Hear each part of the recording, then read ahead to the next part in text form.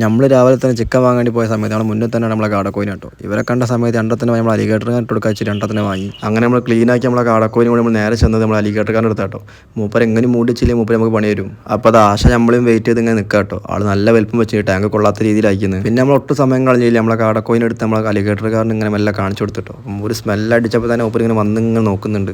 പിന്നെ മൂപ്പർ ടാങ്കിലിട്ട് റൗണ്ട് അടിച്ചും കണ്ട് നമ്മളെ കൈമിൽ സാധനം എടുത്തിട്ട് പോക്കാണ്ട് പോയി. നമുക്ക് ചെറിയൊരു ടെൻഷൻ ഉണ്ടായത് മൂപ്പർ കാടക്കോയിനെ മുഴുവനായിട്ട് കഴിക്കുമോ, എല്ല് കുടുങ്ങുമെന്നൊക്കെ. മൂപ്പര് പൂ പറിക്കുന്ന ലാഘവത്തോടു കൂടി നമ്മൾ ആ കാടക്കോയിനെ ഒറ്റയടിക്ക് അകത്താക്കിയിട്ടുണ്ട്.